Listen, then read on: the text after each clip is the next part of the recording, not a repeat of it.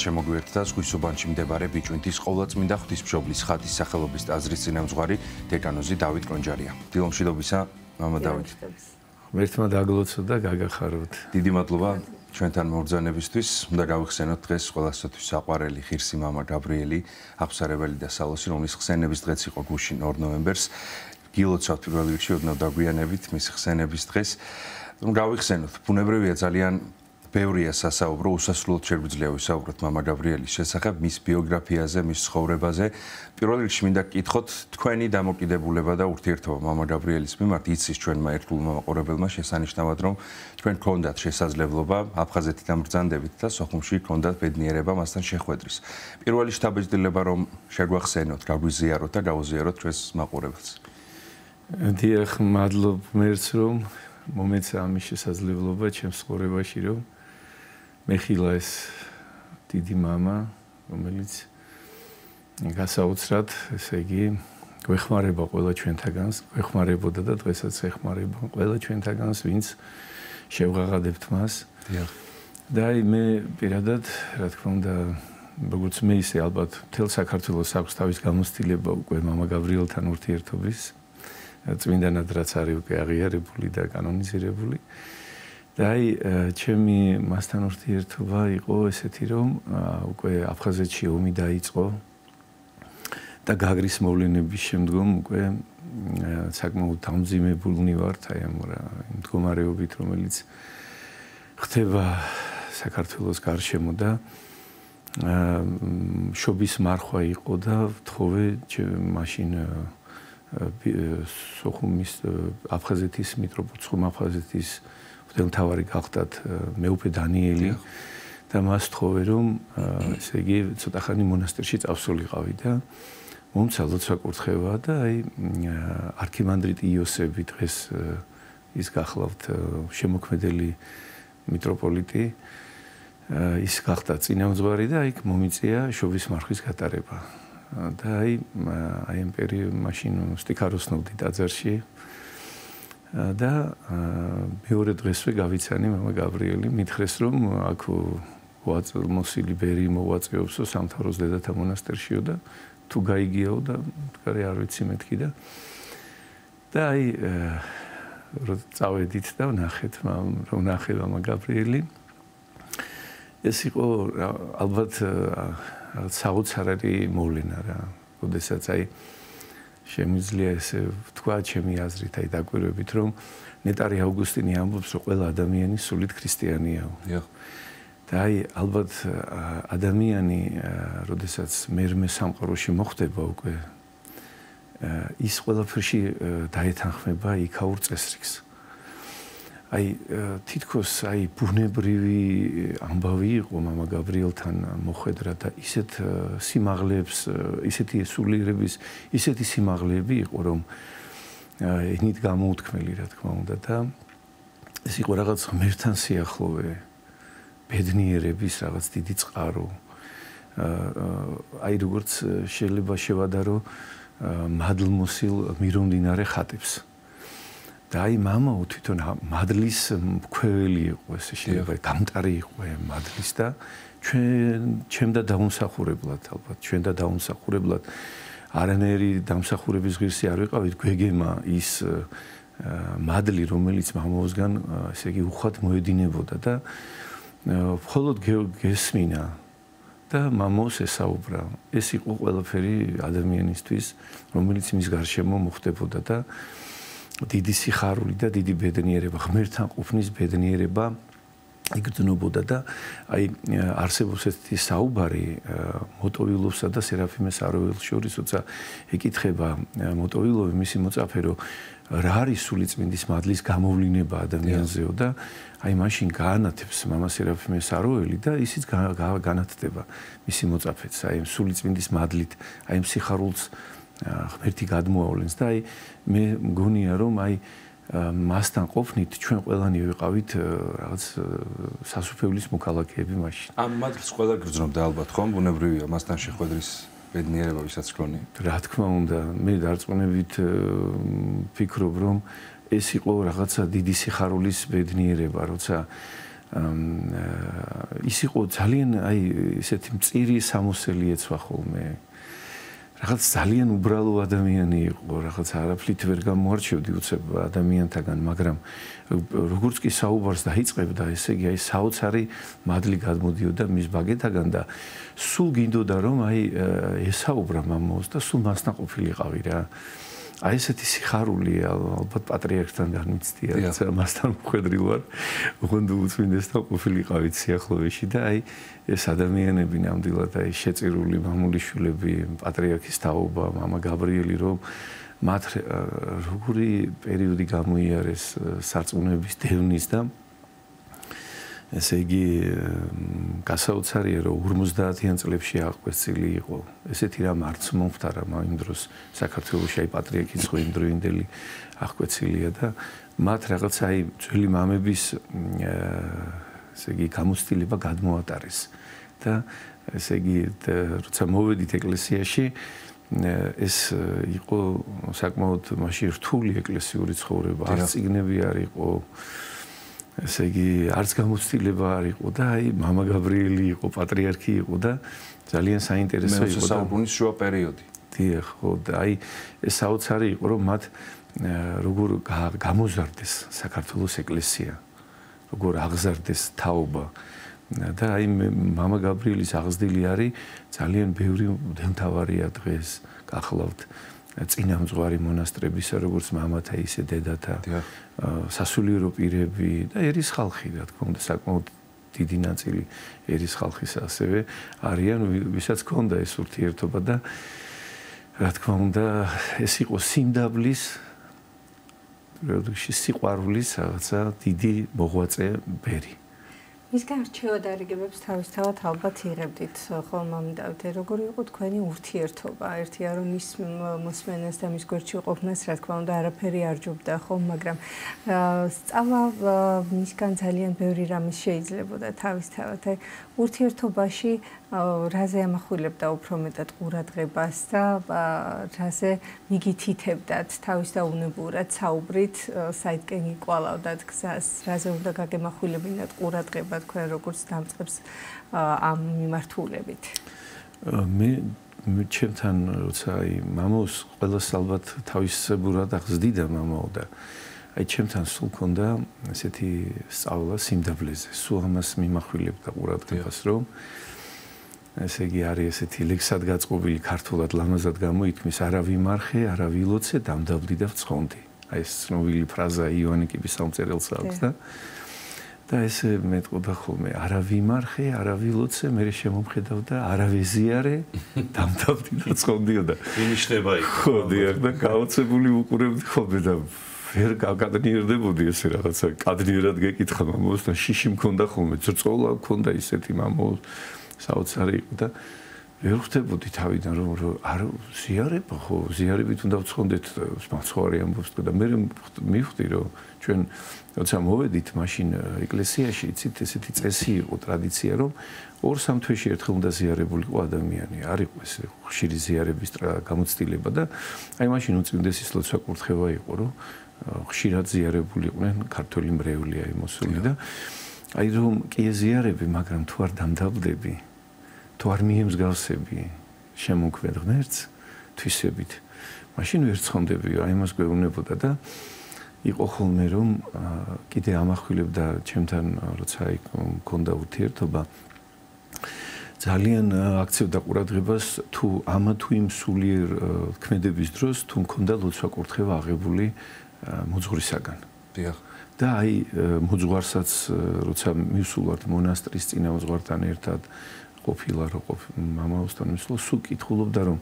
ამის შესახებ თუ იცის კათალიკოსმაო აი ეს პატრიარქს ესე მოიხსენიებდა კათალიკოსმა თუ იცისო პირველ რიგში ამას იკითხავდა რომ მადლის კურთხევის გარეშე ესე იგი მადლი არ გადმოდისო რაც გინდა აკეთებო თუ მადლი ესე იგი არ გაქვს კურთხევა მასზე მადლი არ გადმოდისო და პირველ რიგში ითხოვდა რომ იერარქიას ცოდნოდა რადგანაც ის გვასწავლიდა რომ მღვდელი არის დამხმარე ეპისკოპოსის. ანუ მღვდელი გაკურთხა იმისთვის რომ მას დაეხმარო ერის დამწყსვაში. და დაეხმარო ეკლესიის მართვაში და აი მას ამახვილებდა თითქოს დიდი სურათი ეკიდა პატრიარქის. იცით როგორ იყო ეს საწოლი იყო და დივანზე რომელსაც ეძინა და თუ აი ამ დივანზე არ მოხვდებოდი, იმას ვერ დაინახავდი. ზურგით იყო ეს, აი ზურგი იყო ამ სურათის, ამას ვერ ხედავდი და აი უნდა შიგნით შეწეული რაღაცნაირად ესე ვიწრო კელია იყო საკმაოდ ეს გოდოლი ესეთი. და იქ უნდა თუ არ მოხვდებოდი და ისეთი დიდი სურათი ეკიდა პატრიარქი, სულ ლოცავდა ჩვენს პატრიარქს და რა თქმა უნდა მისი იმედი ქონდა რომ ის ესე გაუძღვებოდა ქართველებს და უყვარდა აი მინდა გითხრათ რომ აფხაზეთზე ძალიან განიცდიდა მეკითხებოდა რომ აი რა ხდება იქ აბა როგორ არის საქმე და მე რო გავემხნევინე უნდა გავიდე წინა ხაზზე და უნდა ესე იგი შეგავაჩერო ეს ომი რაღაც ესე მხიარულად იცოდა ხოლმე რაღაც საუბარი და გაგამხნევებდა რაღაც აი და იყო მაგალითი აი ჯვრის ტვირთვისა მე როდესაც ვიყავი მასთან იყო ნოემბერი დეკემბრის თვე და მაშინ ზამთარი უფრო ცივი იყო ხოლმე ვიდრე დღეს რაღაც ისეთი სიცივეები იყო და თქვენ მოგეხსენებათ მცხეთა ორი მდინარის შორის არის არაგვსა და მტკვარ შორის და ისეთი სიცივე იცის აი ყინავდა ხოლმე ყველაფერს რა და მამაოს არაფერი არ ქონდა თანთებული აი ეს გასაოცარი იყო მაგრამ რაღაცნაირად თბილოდა კიდეც რა გასაოცარი იყო ეს როგორ შეიძლებოდა რომ პლიტა ქონდა და ფეჩი ქონდა მისი და დანთებული მე არასდროს არ მინახია ის პლიტა და ფეჩი და რაღაცა ემას ითვენდა ყველაფერს და ესე იგი აი ჯურის ტვირთვას გვასწავლიდა ამბობდა რომ აი უნდა ადამიანმა მოითვინოს არ უნდა წახვიდე სამშობლოდან სულ ამას ამბობდა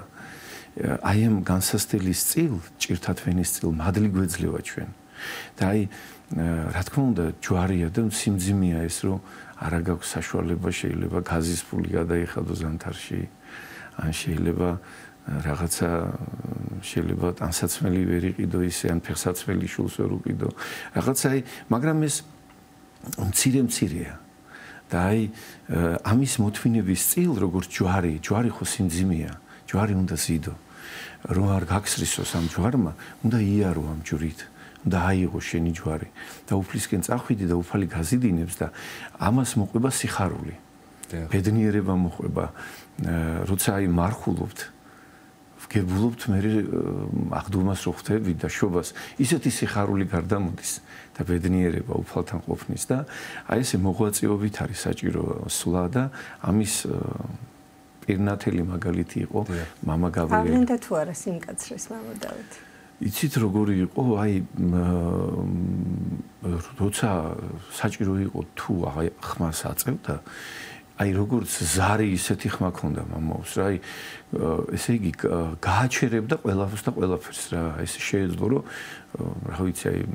ისეთი ძალმოსილი იყო როცა საჭირო იყო აი მაგალითად არ უყარდა ლოცვის ჩქარას კითხვა ეკლესიაში და იტყოდა ხოლმე რომ აბა ახლა ესე იგი აქვე სხვა არ არის რაღაცა არა წაიკითხეთ გამოთქმით წაიკითხეთ ეს ლოცვა გაუაზრებელი არ დარჩეს ხო დი ხა იმას ითხოვდა გააზრებას ითხოვდა ყოველი სიტყვაში გააზრებას და გთხოვდა რომ ესე იგი ყოფილიყავით ყურადღებიანი და მას ჰქონდა ის ხედავდა რომ საქართველოს ეკლესია იზრდებოდა და ეს კარები ღიად ჰქონდა ესე ვთქვათ ყველასათვის და ყველას ეფერებოდა და ყველას ცოტ-ცოტათი წვრთიდა და უნდოდა ეს მისი გამოცდილება დაეტოვებინა და დღეს როცა ის ამაზე დაუყვარდა ღმერთი ძალიან უყვარდა ღმერთი და აი ამას გრძნობდი მის საუბარში ღმერთზე როცა ის საუბრობდა და იყო ხოლმე როცა სალოსობდა და იყო როცა არ სალოსობდა ეს პერიოდები იყო და როცა ზოგჯერ აი სალოსობდა ხოლმე ძალიან უყვარდა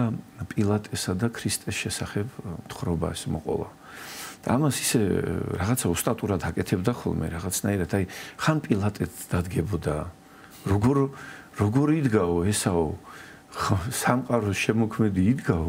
და პილატე ასამართლებდაო ამას ისე მოყვებოდა ამას გრძნობით ყვებოდა ამას თითქოს იქვე იდგა და შენო მე არაფერს მეუნებიო პილატეს სიტყვებს მეო შემიძლიაო გაგასამართლოო შენო და მაცხოვარს ესე გამოხატავდა რაღაც საოცრად, იცით, აი ამ სცენას, რომელიც სახარებისეულ სცენებს და გულამდე წმინდათა ცხოვრებებს როცა ყვებოდა, მე ვფიქრობდი, რომ წამიკითხა, დამოიკითხა ესეთი რაღაც დამატებითი ისტორიებს ყვებოდა ამ წმინდანებზე და ისეთ საოცრად ან ისე გამოთქვამდა მარიამ ეგვიპტელის ცხოვრება უყვარდა ძალიან, რომ ამბობდა, რომ წავიდაო იერუსალიმშიო და ამბობს მარიამიო, როგორ არ ჩავარდაო ოკეანემ, როგორ არ ჩაყლაპა ეს ნავიო, ეს გემიო, ჩემი ცოდვებისა გამო, აი ესე ცოდვილი ვარო, ამას ამბობდა სულ. აი ეს ქონდა რომ და ახლა სულ რომ ამბობდა ცოდვილი ვარო, შენო კითხავდა და ახლა იმის გამო რომ მამა გაბრიელია და ამბობდა რომ ცოდვილი ვარ, ახლა მაშინ არ მესმოდა ამდენი რომ ცოდვილი ვარ. მე ცოდვილი ვარ ვეთქოდი. აბა გვერდში დამიჯექი მაშინო მეო და მართლაც ესეა ხო იოანე ღვთისმეტყველი თავის კათოლიკე ეპისტოლეში ამბობს რომ რომელმან თქვასო რომ ცოდვა არ მაქვსო, იტყუებაო და ჭეშმარიტება არ არისო მისთანო. რადგანაც ჭეშმარიტება ნათელია და აი სისხლი რო შემოვიდეს ახლა ჩვენ დავინახოთ უამრავ მტვერის ნაწილაკებს. აი ესევე რაც უფრო ღმერთს მიეახლები, უფრო ხედავ შენს უღირსებას და ამ უღირსების განცდით შეუმღვიმელი ჩავიდა ჭაში ბოლო 15 წელი და გლობდა ზემო როგორ შეიძლება მე დამანათოსო. ზემო და აი ესე ტიროდნენ და ტიროდა მამა გაბრიელი უყვარდა სვეტი ცხოველში გადასვლა ხოლმე და ესე იტყოდა ხოლმე რომ სამყაროს მადლი რაც გადმოდისო, ჯერ აქ გადმოდისო, კვართზეო და მე ნაწილდებაო მთელ სამყაროშიო, ცენტრია სამყაროსიო და ისე რომ გადავიდოდა ხოლმე კვართთან მივიდოდა და აი მოვედი უფალო შენთანო და იცით იმდენს ტიროდა რომ ესე იგი აი ეს იატაკი გეგონებოდა რომ წყალი დაისხაო რა. იმდენი ცრემლი საიდან გადმოდიოდა ამდენი ცრემლი. ღვარად მოსდიოდა ხოლმე ცრემლი და მე სვეტი ცხოვლის საკურთხეველში რომ შევიდო და იქ საერთოდ დამხობილი იყო ხოლმე და რაღაცა მკაცრად იცოდა ხოლმე ზოგჯერ გლოვობდა თავის ცოდებს და ისე იცოდა ხოლმე რომ თავს დაარტყავდა ხოლმე ამ იატაკს რომ მართლა ის ანზარი გაზდიოდა ტაძარს ხოლმე იგიტყოდი რომ ეს რანაირად ესე როგორ შეიძლება კაცი ესე მკაცად ექცეოდესო თავის თავსო და რა ვიცი ესე ბედნიერები ვიყავით და ნებისმიერი განსასწრების დროს რა თქმა უნდა მასთან მივდიოდით და მუგეშღებულობდა და საოცარი იუმორი ქონდა. ისე გაგამხიარულებდა მახსოვს რომ რაღაც განსასწრელი მქონდა და უამბე რაღაც თავისი ისტორია მიამბო და ისე მაცინა რომ კედლები ზანზარდებენ ცილისაგან საოცარი იუმორი ქონდა ისე გაგამხიარულებდა რომ აი პეპელასავით სუბუქს გაგხდიდა რა. მამა დავით, ჩვენ ასევე უნდა ვისაუბროთ პოლონეთში არსებული ქართული სამრევლოების შესახებ და ვიდრე ამის შესახებ გითხავდეთ. არ არსებობს ალბათ სოფლიოში არა მარტო საქართველოში მართლმადიდებელი ეკლესია, რომელშიც არ არსებობს მამა გაბრიელის ხატი. მინდა გითხოთ პოლონეთთან დაკავშირებით, პოლონეთში რამდენად იცნობენ მამა გაბრიელს და როგორია მათი დამოკიდებულება მამა გაბრიელის მიმართ?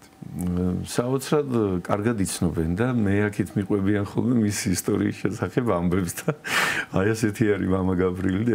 ესეთია და აი რაღაცა ესე იგი აი ბედნიერები არიან რომ ეს წმინდანი არსებობს და იქ ვარშავაში არის გრიგოლ ფირაძის სახელობის ტაძარი, რომელსაც მამა ჰენრი წინამძღოლობს, რომელიც პაპროცკი, რომელმაც ძალიან ლომისწრილი შეიტანა მის კანონიზაციაში და ესე იგი როგორ იყო რომ ეს ჯერ კიდე 70-იანი წლების ბოლოს პოლონეთის ავტოკეფალურმა ეკლესიამ მართლმადიდებლურმა შეამზადა მისი კანონიზაცია, მაგრამ რადგანაც გრიგოლ ფერაძე ნატრობდა სამშობლოში დაბრუნებას მიუხედავად იმისა რომ აქ სულ მცირე გადასახლებაში მოყვებოდა, იმიტომ რომ იუნკერეთთან შორის იყო მისი ძმა დახვრეტილი იყო შემდგომ და ის გააპარეს ესე ვთქვათ სამშობლო მიტროპოლიტმა ნაზარიმ და კათოლიკოს პატრიარქმა კალისტრატემ თუ ამბროსიმ გააპარეს რომ რადგანაც უკვე რუსეთში სასწავლებლები უკვე დახურული იყო ის გაუშვეს ბონის უნივერსიტეტში გერმანიაში, რათა საღვთისმეტყველო განათლება მიიღო, იმდენად მომზადებული იყო და ესე იგი ეს დაელოდნენ ის რადგანაც ნატრობდა სამშობლოში დაბრუნებას, ის ამბობდა არც ჰაერი, არც ზღვა, არც მზე არ არის ჩემი აქ. მე რაც დამავალის სამშობლოს ყველაფერი შევასრულე და მე მინდა დავბრუნდე და არ მიცეს უფლება და ესე იგი საქართველოს ეკლესიას დაელოდა პოლონეთის ეკლესია პატივიცა და ერთად მოხდა კანონიზაცია უზომოდ უყვარვართ რა თქმა უნდა და ჩვენი სამშობლო უყვართ გრიგოლ ფერაძე, მამა გაბრიელი და ჩვენ ვფიქრობთ რომ აი უნეტარესი საბა მიტროპოლიტი ვარშავისა და სრულიად პოლონეთისა ძალიან დაინტერესებული არის იმაში რომ ქართული სამრევლო ქართულენოვან წირვალოცვას ესწრებოდეს და ძალიან დიდ პატივს სცემს ქართულ კულტურას, ქართულ ქრისტიანულ ესე ვთქვათ არქიტექტურას, ქართულ გალობას და დიდი სიყვარული აქვთ და უნდა მათი დაინტერესებაც არის რომ ქართული ტაძარი აშენდეს ვარშავაში და ჩვენ ვფიქრობთ ეს რა თქმა უნდა იყოს მამა გაბრიელის სახელზე ეს ტაძარი, რადგანაც ყველას უყვარს და მეორე მხრივ გრიგოლ ფერაძის ტაძარი არის და ჩვენ რო ავაშენოთ იქ ფაქტობრივად მრევლი აღარ მივადა ეს პატივისცემა მათ და მიკიდევაც და ესე იგი ეს სამრევლოები რა თქმა უნდა გამრავლდა გაიხსნა სხვადასხვა ტაძრებში და ჩვენი მისია არის ქართული მღვდლის მისია პოლონეთში რომ ადგილობრივ მართლმადიდებელ ეკლესიასთან დაეხმაროს აი ამ ნაბიჯის გადადგმაში რომელთაც ვერ ვიდიან უწმინდესობის უაწილდაწვილის თავისთავად აღსანიშნავი არის მამა დავით ხომ ამ ყველაფერში ისევე როგორც ყველგან იცით ქრისტეს სახელი დიახ აი ყველა კარიღია არის ჩვენ რადგანაც პატრიარქი ჩვენი საქართველოს ეკლესიის არის მისი უნეტარესობა ილია მეორე მისი ავტორიტეტი იმდენად დიდი არის და აი როცა ჩვენთან მოდიან აი რაღაც დიდი მოკრძალება აქვთ ჩვენ დამიდას უამბობენ ესეთი საუკუნეში ერთხელ ეძლევა კაცობრიობას თქვენი პატრიარქი მოუარეთ მას ეს ჩვენი ნუგეშია ყველა ამბობენ და ერთხელ მახსოვს როცა აქ ნათლობა ჩაატარა უნეტარესმა რომ 1000 ბავშვი მომნათლე და როცა ჩავედი ესე მითხრეს რომ ეს დატო არის მეთქი მე ესეთი რატო ამბობ მეთქი ეს პატრიარქზე ესე თქო და 1000 ბავშვი სად მოიყვანეთო როგორ მოიყვანეთო აი როგორ შეიძლებაო რომ ესე ხალხიო და ამაზე ილონ მასკმაც აღნიშნა სხვათა შორის რომ როგორ შეიძლებაო რომ აი ღირებულების გამო და აი სიწმინდის პატივისცემის გამო ადამიანები ბავშვს აჩენდნენო და ჩამოდიოდნენ და ანათლინებდნენ ესე იგი პატრიარქს რა ეს ხო დაუჯერებელი რამ არისო ესეთი პატივისცემა ესე გიყვართო თქვენი პატრიარქიო და ესე იგი გაოცებულები არიან რა თქმა უნდა და ჩვენი ხალხისთვის რა თქმა უნდა დიდი ნუგეში არის ქართულად ქართული წირვალოცვის მოსმენა დედაენა ქართული ენა ეს ხო როგორი მადლიანი, როგორი სასიამოვნოდ მოსასმენი ენა არის ყველა ქართველისათვის, რა თქმა უნდა და ძალისებრ ჩვენისა ვახერხებთ, რა თქმა უნდა, რომ წირველოცები აღვავლინოთ. დიახ, დაახლოებით 3 წუთი გვაქვს დარჩენილი სასაუბრო დრო და საუბრის ბოლოს მინდა გკითხოთ აუცილებლად როგორია იქაური ცხოვრება, ქართული სამრევლოების, ქართველების ცხოვრება უცხოეთში, პოლონეთში, რამდენად არიან ჩართული ისინი საეკლესიო ცხოვრებაში, თქვენ ხშირად სტუმრობთ პოლონეთს და ეს ჩვენმა მაყურებელმა შესანიშნავად იცის. სამრევლოების მნიშვნელობაზე რომ ვთქვათ, მამა. დიახ, ძალიან დიდი მნიშვნელობა აქვს. პირველ ყოვლისა, იმიტომ რადგანაც ადამიანი მხოლოდ სხეულისგან არ შედგება, სულისაგან შედგება და ის უნდა იყოს, რა თქმა უნდა, სულიერად მტკიცე ადამიანი. თვითონ ემიგრაცია არის ძალიან დიდი ტკივილი. ძალიან დიდი ეს შეჭირვება ადამიანისა და ხშირად ადამიანებს ცდუნდებიან ადამიანები გონიათ რომ აი ემიგრაციაში მყოფი ჩვენი თანამემამულენი ძალიან დიდ გაჭირვებაში არიან. იმ გაგებით რომ სულ შრომა უწევთ ძალიან დიდი შრომა 15 საათიანი და უფრო მეტიც ხშირ შემთხვევაში და არც ისეთი ანაზღაურება არ აქვს როგორიც ეკადრება თქვა იგივე მის მოქალაქეს იმ ქვეყნისას ეს უფრო დაბალ შემოსავლიანი არის ამ შემთხვევაში ქართული და აი შემდგომ კვირა დღეს ახერხებენ რომ ფოტოები გადაიღონ და აი ამ ფოტოების მიღმა სინამდვილეში დიდი ტკივილია და ადამიანს გონია რომ აი აშენდა ადამიანია და გონია ახლა რომ აი აქ მცირე გაჭირვებიდან რო წავა იქ დიდ ბედნიერებას ეწევა და ესე არ არის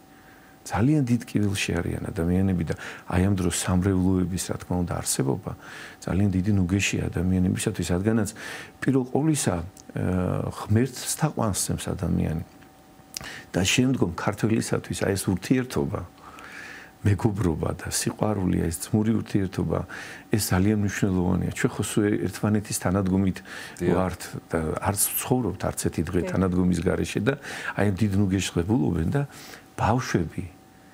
ფიქრს იწყებენ და ლოცვას ქართული ენით, ქართულ სამრევლოებში და ეს არის ყველაზე ძალიან დიდი მნიშვნელოვანი, რომ მათ ახსოვდეთ თავიანთი სამშობლო. ძალიან დიდი მადლობა. გამადავით მობრძანებისა და თბილი საინტერესო საუბრისთვის დაგემშვიდობებით. ზღვისუბანში მდებარე ბიჭვინთის ყოვლადწმინდა ღვთისმშობლის ხატის სახელობის ტაძრის წინამძღვარი დეკანოზი დავით კონჯარია იყო ჩვენი სტუდიის სტუმარი.